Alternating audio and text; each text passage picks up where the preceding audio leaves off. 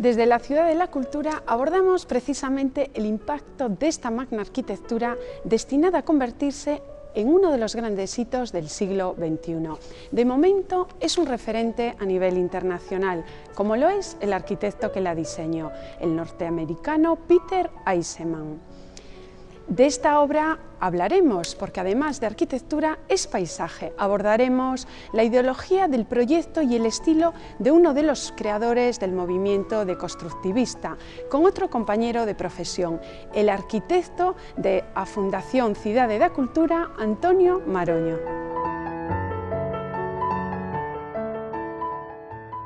Hola Antonio, te iba a dar la bienvenida, pero realmente los que estamos en tu casa somos nosotros, ¿no? ¿Cuál es tu papel en la Ciudad de la Cultura y qué cargo desempeñas en este edificio que se ha convertido en el más emblemático del siglo XXI? Yo soy el arquitecto de la Fundación desde antes de que empezaran las obras, es hacia el verano del 2001. Desde junio del 2001, después más adelante se constituyó una oficina técnica en la Fundación y yo pues, soy parte de ella con los otros técnicos que trabajan para la Fundación, en principio gestionando el desarrollo del proyecto para poder sacar a contratación las obras y después también pues, haciendo todas las funciones técnicas que necesita la Fundación para llevar adelante la construcción. Contratar las obras, recibir la información, gestionarla, transmitir las instrucciones a la dirección de obra, a los controles de calidad, a las propias empresas contratistas y bueno, entregar los edificios a su uso finalmente. Vamos a centrarnos precisamente en la construcción, el edificio.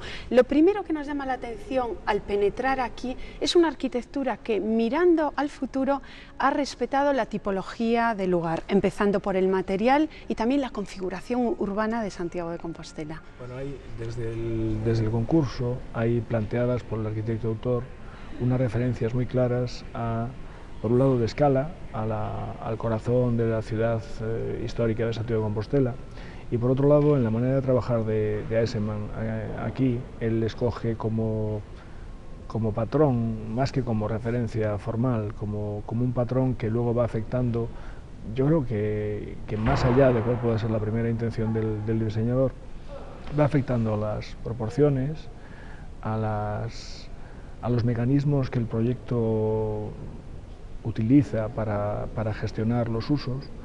El proyecto, a mí me gusta mucho que digas el edificio, porque aunque la gente va hablando de edificios en la Ciudad de la Cultura, realmente esto es un único edificio, es un proyecto unitario en el que ya desde aquellas primeras intenciones que se apuntaban en la documentación del concurso de arquitectura, se plantea primero una operación casi topográfica de land art. Hace un momento de la entrada tú hablabas del paisaje, de cómo este proyecto es paisaje. Y es que precisamente en lo del land art, visto a vista de pájaro, a mí me recuerda casi piezas escultóricas de land art. La intención primera, o si sigues, no cronológicamente, pero vas viendo esos diagramas pues así germinales, ¿no? Iniciales del proyecto, esa primera intención es casi formar un pliegue del terreno que ocupa la posición aproximada de lo que era la cima del Gayás. Entonces ese primer pliegue se provoca o se marca por dos vertientes montañosas y después las calles, lo que llegan a ser calles que separan edificios, siguen un patrón, parece como si se excavaran esas vertientes montañosas para formar unos cañones que remedan más bien el patrón del plano de la ciudad de Santiago. De manera que lo que para Santiago son manzanas urbanas, aquí son cada uno finalmente un edificio.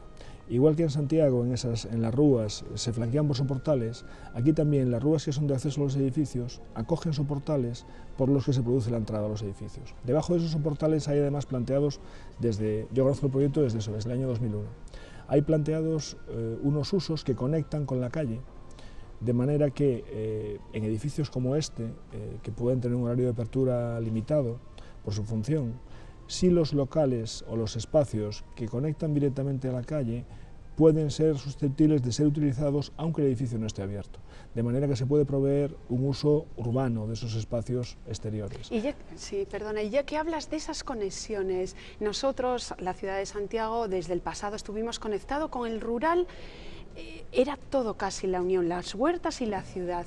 ¿Conectará, si lo ves en el futuro, Bueno, el proyecto, con las herramientas que escoge para llegar a formalizar todas estas maneras de discurrir la gente, de aproximarse a los edificios, cómo se abren esas rúas, sí que se apropia del territorio que tiene alrededor hasta cierto punto. Entonces, toda la explanada hacia la autopista, donde estará el acceso a la autopista, que empieza con una manta verde, con una vegetación organizada, de acuerdo a esas líneas pues, directrices generales que plantea desde su origen el proyecto, pero que pasa hasta los edificios y después cómo esos edificios, pasado el monte, vuelven a enlazar con la ladera, miran hacia ese territorio humanizado, pero no se integran en él o no participan de ese mundo rural, y no sería lógico que lo hicieran a lo mejor tampoco. Sin embargo, sí que tenemos elementos utilizados ahí, como son pues, los muros de laja que formalizan el remate de esos edificios y cómo esa nueva topografía besa la anterior, con esos muros de laja que son los que se producen esos cambios de nivel, también a la manera en la que pues, los cercados, los valados del parcelario rural a veces también enlazan con los cómaros y con los cambios de nivel del aterrazado, al final dan un mundo muy amable o muy entendible para nosotros. También lo hace aquí en la propia biblioteca. Lo vemos de fondo, aunque la pieza de Perianes ahora nos está cortando la arquitectura. Eso es un paso más allá. Estás casi siguiendo esas escalas de aproximación al proyecto que incluso los diagramas del concurso te pueden dar, ¿no? Y que está muy bien que sea así y que tú lo entiendas así, ¿no? Que son esa escala territorial o esa pieza, esos edificios como un nuevo territorio casi topográfico.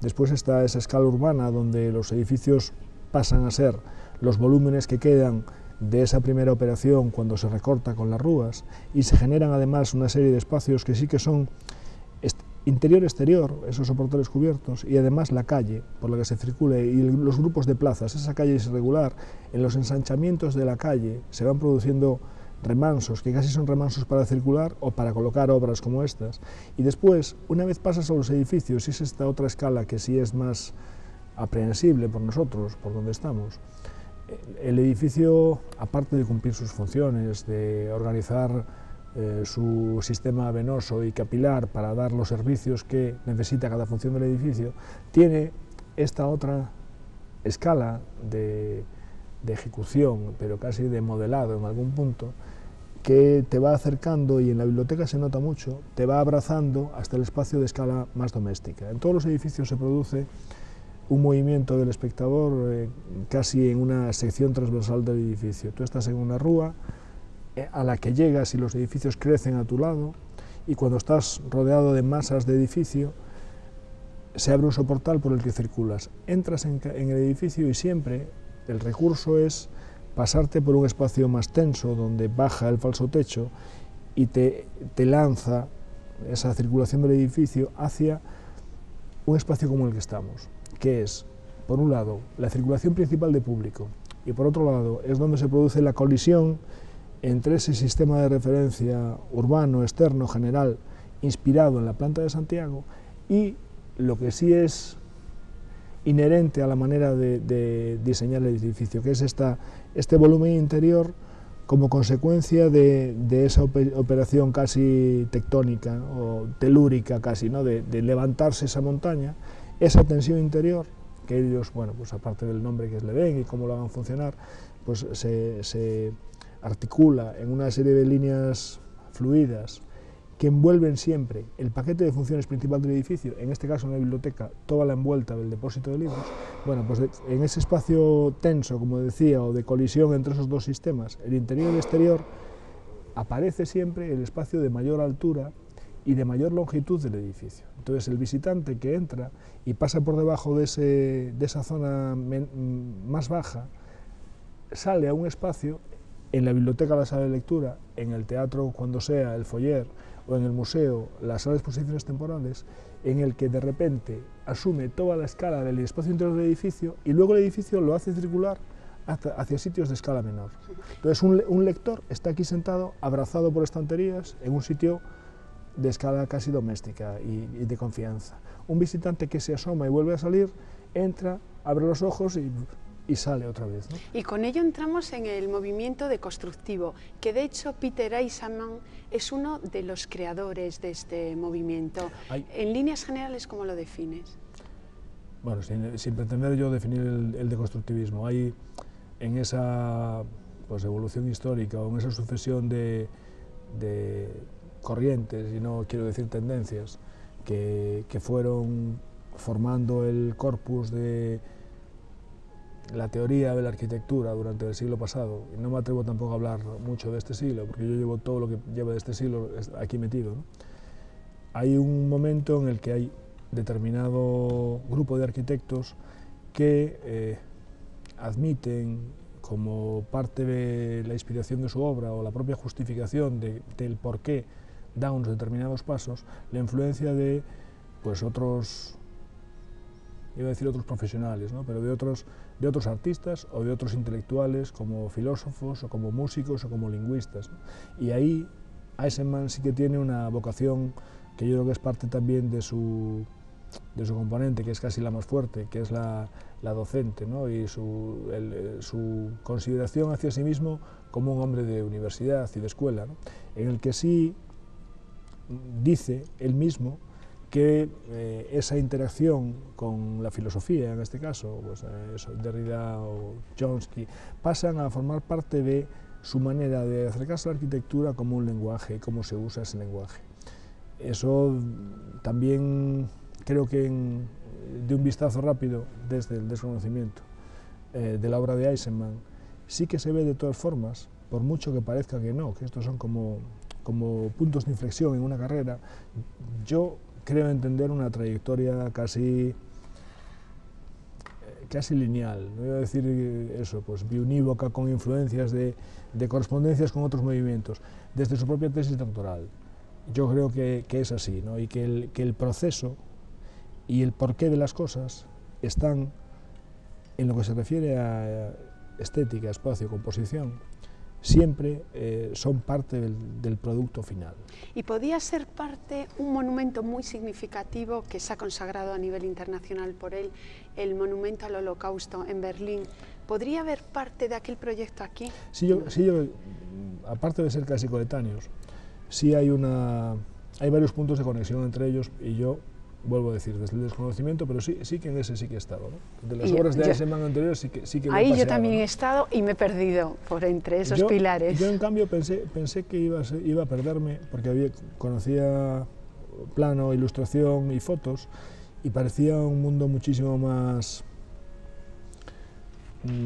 autorreferente y de introspección, y me encontré con que el ruido del tráfico alrededor siempre te da una orientación de dónde estás, que ese sobrecogimiento del monumento al Holocausto judío, donde tú te vas metiendo entre esas teselas y vas entrando en espacios angostos y pierdes referencias visuales de dónde estás, solo ves el cielo y las teselas, al final, como eso sí que es una trama ortogonal que no tiene desviaciones, siempre tienes un punto de referencia a la calle y te llega el sonido. Sí. Y allí Antonio no había empleado losas de granito, cosa que aquí, no siendo habitual en su manera de construir, sí que emplea. Bueno, allí yo creo que en los planteamientos iniciales de aquel proyecto también entraron el que fueran grandes piezas de piedra, y finalmente fueron grandes piezas de hormigón.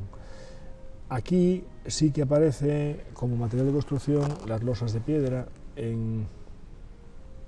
muy a grosso modo y de una manera un poco bruta también, como en tres momentos, ¿no?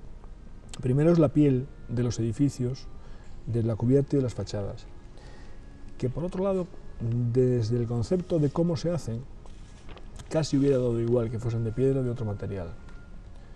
Después, en los acabados interiores de estos edificios. En el suelo, en la piedra rosa. Y después también en los materiales de urbanización. Pero al final ahí, yo creo que sí afecta al resultado el material.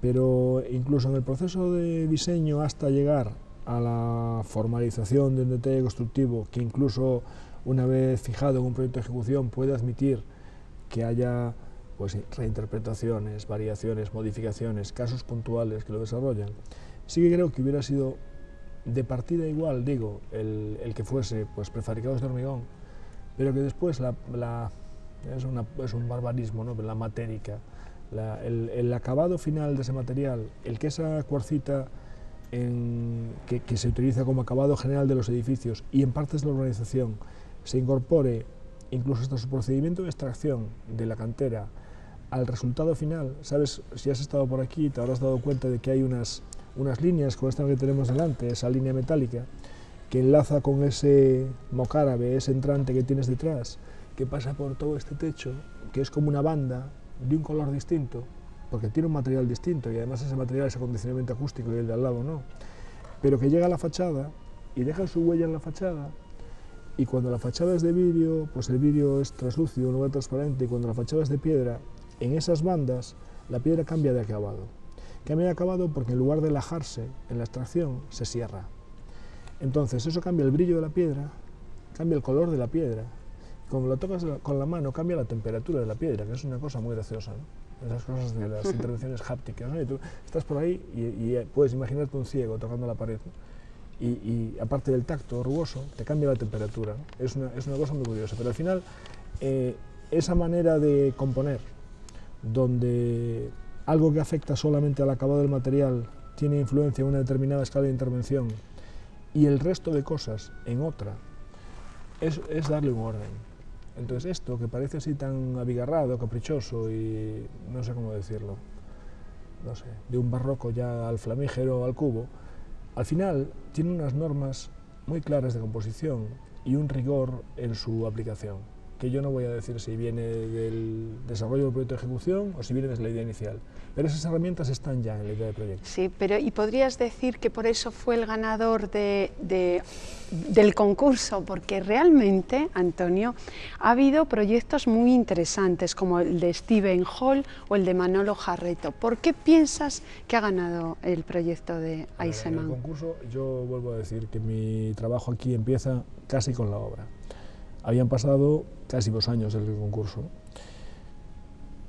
El concurso yo lo conocí en su momento cuando se produjo, pero las propuestas del concurso no llegué a verlas y a verlas realmente ante mí hasta que empecé a trabajar aquí. Entonces a mí me sorprendió encontrarme entre esos 12 seleccionados finalmente, de los que 11 presentan propuesta, y de los que sale ganador Eisenman en agosto del 99, encontrarme como una gran familia de los arquitectos locales, españoles o gallegos, vamos a decir, y de los arquitectos de concurso internacional. Y la aproximación al lugar, sin hablar de la arquitectura, es totalmente distinta, y es muy curioso. El único, no voy a decir el único arquitecto, pero la propuesta de Eisenman puede estar un poco entre las dos aguas. Unos arquitectos se aproximan al territorio con el respeto de saber la importancia de lo que está al otro lado de la colina, y normalmente se plantean adaptarse a esa colina o esconderse detrás, y trabajan más el articular su edificio con pues, la red de caminos existente o las aldeas que flanquean el Gallás, y otros colocan su pieza sobre el monte como un objeto que puede llegar a competir con lo que está al otro lado del valle. O sea, es algo como perder el pudor, ¿no? O sea, quien ya ha perdido el pudor muchas veces, pues, y confía en sí mismo, se planta ante una ciudad patrimonio de la humanidad sin miedo. Y el que la conoce, la quiere o es de cerca y sabe de lo que está, con lo que se está enfrentando, no se pone a competir, intenta dialogar, pero siempre con un planteamiento de apropiarse del territorio de otra manera. Y en cambio la propuesta de Eisenman es está un poco entre las dos y es muy curioso, ¿no? A mí me gusta, y yo creo que se valora mucho entre el público en general, el diálogo con nuestro territorio, porque ahí está la vieira y ahí están estos desplomes de piedra, valga la redundancia, pero este proyecto ha tenido unos ataques furibundos y críticas muy amables. ¿Qué te han parecido? A ver, bueno, esa parte de conexión con el público por la imagen de la vieira yo creo que es algo más algo que se ve realmente la influencia de esa manera de crecimiento orgánico de una concha, se llegará a ver un poco cuando la vegetación crezca. Entonces ahí sí verás unas ondas, casi en circunvoluciones, que crecen desde esas plataformas exteriores hasta llegar a abrazar los edificios. Sí es un símbolo muy potente porque es el símbolo de Santiago. Después, que conecte con el territorio, hombre, al final se hace un monte no medio de montes, más que conectar, pues aquello parece que es ya un continuo, ¿no? Pero sí, sí que tiene esa otra repercusión que tú dices. El proyecto ha tenido críticas furibundas como proyecto, como arquitectura, como construcción, como atinado, desatinado emprendimiento, como iniciativa, como respuesta a una necesidad que puede a lo mejor no existir hasta que alguien pues puede pensar que la va a ver en el futuro, ¿no? Entonces ahí todos tenemos opinión, porque todos pagamos impuestos, Santiago es de todos, y al final esto es casi lo que besa la autopista, que es por donde nos movemos de sur a norte, pues la mayor parte de los gallegos alrededor de Santiago, ¿no? Pero creo que aparte de que todas sean justificables y todas sean entendibles, en esas críticas hay un punto que para mí fue muy gratificante, que es a partir de que tú tienes estos edificios levantados, los primeros, quien viene, aunque venga ya, no venga virgen, nadie llega aquí sin opinión, lo normal es que nadie lo suelten aquí, pues como caído de un futbolín, apareciste en medio del gallás, ¿no? Decidiste venir, leíste sobre esto, tienes una imagen mental, te han contado cosas, y te han contado cosas que muchas veces no es que sean pues intencionadamente sesgadas hacia un lado o hacia otro, pero que sí son, pues como hablábamos hace un momento antes de empezar a grabar, ¿no? de los giros y las palabras que van quedando así en el imaginario colectivo, ¿no?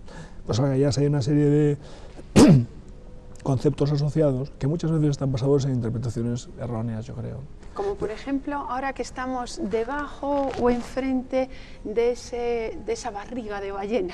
Sí, pues esa figura, que es casi, eso sí que es casi una licencia poética, ¿no? De comparar los edificios besando ese valle central como morros de cetáceos varados a lo largo de una playa. Lo que pasa es que es una playa con dos sentidos, ¿no? Como una aguja de arena en el medio de una ría. Ese tipo de figuras sí están calando en la imagen de la gente. Yo me refiero más a ideas de cuánto cuesta, cómo es de grande, es bonito, es feíto, esas cosas, ¿no? Que sí es muy gratificante ver que cualquiera que viene, esa manera de acercarse a los edificios y de entender cómo funcionan, casi intuitiva, funciona. Que la impresión de cualquiera que llega, aunque venga con todo ese bagaje ya aprendido en la cabeza, yo creo que para cualquiera mejora. O sea, al adentrarse. Bueno, al que le parecía muy grande, claro, viene aquí y le parece más grande todavía, eso sí. Y entonces lo que se debe es terminar esto que se ha iniciado, ¿verdad, Antonio? Bueno, más que lo que se debe, yo cuando he hablado de la idea del conjunto y de que esto es un único edificio, al final esas vertientes montañosas solo se entienden como tales cuando tú puedes ver una vertiente.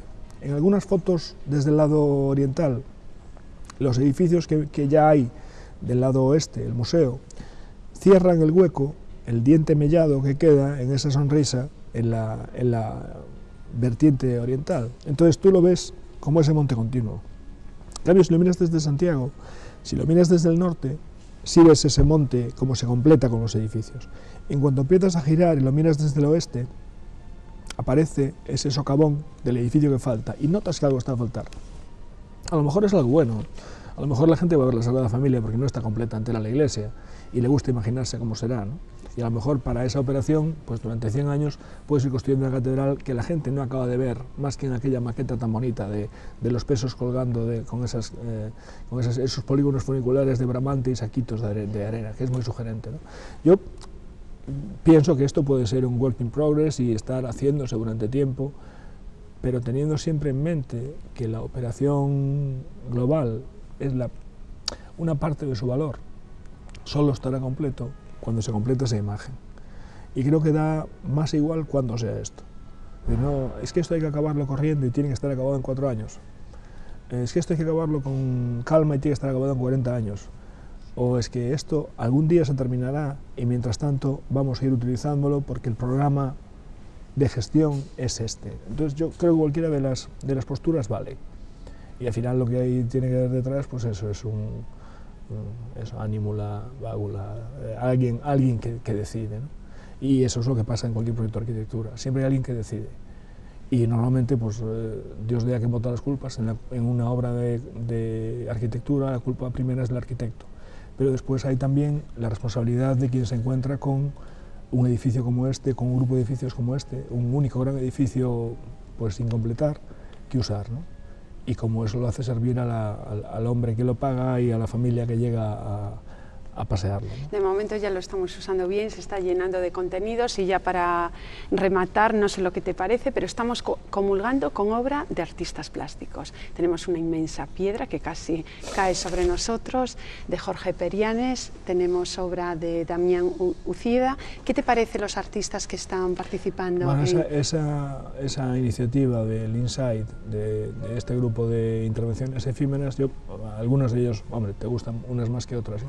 Están apropiándose o se permite que intervengan en un edificio como esta biblioteca que, ya que ha ido recibiendo muchos otros usos que aquellos para los que en un primer momento se concibió, pues tiene también que ser el espejo de lo que puede ser el resto de la ciudad de cultura ante la gente que llega hoy. A mí alguno me gusta personalmente muchísimo, ¿no? La intervención de Pamén Pereira a las Torres. Bueno, es que además el homenaje que le ha hecho al propio Eiseman, al propio Hartjung, ya iba para Invernadero. Entonces la chica Pamén Pereira lo que ha hecho es coger plantas aéreas y comulgar un poco para lo que estaba destinado el edificio. Sí, tiene una reinterpretación muy curiosa de esa memoria inicial del proyecto de las Torres de Jeju, que como tú dices eran torres botánicas para estar en un parque botánico, con una imagen que ella me enseñó cuando estaba planteándose la pieza, que es una carta del tarot, en la que hay un fluido que circula entre dos copas, ¿no? Y ella utilizaba, por un lado, el concepto inicial ese de las torres como invernadero, por otro lado, esa inspiración de la comunicación entre las torres que se produce de manera natural, y utilizaba ese aire que se mueve por las torres como el alimento que necesitan pues esas tilansias, que son las plantas esas del aire, que son las plantas que quitan el mal de ojo, por eso la gente las cuelga a las terrazas de las casas por las aldeas, ¿no? Entonces, las ha ido recogiendo precisamente de ahí, plantas que tardan muchísimo en crecer. Sí, tiene una pieza con una bola así, unos 60 centímetros, que dice que le había llevado más de 50 años crecer hasta ese tamaño. Bueno, pues ya terminamos, espero que esto no lleve 50 años verlo terminado. Bueno. Y yo, para terminar, pienso que se debe juzgar con justicia y desde el conocimiento, adentrándose aquí. Eso seguro. Yo, si alguien ve este programa, lo animo a que venga, por lo menos para que se forme la opinión, que venga y que luego opine. Claro, y si tarda 50 años más no lo vamos a ver, tú no lo sé, yo seguramente no, ¿no? Desde el conocimiento y fotografiándose en más lugares que esta plaza, que ya se ha convertido en emblemática, que todo el mundo va allí, a la plaza, con este suelo, esta rampa que aspira al cielo, y a fotografiarse allí, y hay más puntos. Tú explicas eso, como por qué la nariz de un edificio, la forma en la que un edificio besa el suelo de una plaza, está pavimentada como la plaza y no como el edificio. Y al final es un punto del que la gente se apropia, ¿no? Y circula, y sube, y baja, y los niños corren. Esa pequeña escala del uso de los materiales parece no apreciarse, pero la gente lo entiende. Tú llegas y hay un muro y el edificio arranca pues, con poca altura, pero todo el mundo sabe que aquello no es para subir. Aquellos materiales son los de una cubierta y tú no saltas a la cubierta de un edificio. Sería muy bonito poder enganchar ya desde el campo y subir por los edificios y llegar a caerse uno, o no, porque los acantilados existen desde siempre y no tienen alertas de seguridad. Pero en cambio al otro lado pasa eso que dices tú. La gente llega y el suelo sigue y el suelo sube y le apetece. Y luego, además, mientras falte el edificio central de la vertiente occidental, es el punto donde se tiene una vista estupenda del resto del Valle hacia Santiago. Ha sido todo un placer, muchísimas gracias por acogernos aquí en tu casa. Lo mismo, gracias. Una arquitectura compleja que intenta enfrentarse a los problemas de nuestro tiempo empleando la gran escala. Entendió los 6 edificios de los que se compondrá el proyecto como un coro de voces cantando a la vez. Lugar majestuoso, inversión en cultura, previsión para el mañana. La obra maestra de Eiseman encierra fuerte compromiso social y con la historia. Brota de la tierra, diluyéndose en el paisaje, fragmenta sus espacios porque comulga con el movimiento deconstructivo. Recuerda al Langart, la vieira, nuestro símbolo. Un manto de piedra que no solo es fachada, es memoria de nuestra herencia cultural y afortunadamente se está dotando de contenido y en definitiva de toda la fuerza que debe poseer un espacio de semejante envergadura, un conjunto que aspira a ser el orgullo de Galicia. Nos vemos como siempre en Espacio de Arte. Hasta la próxima semana.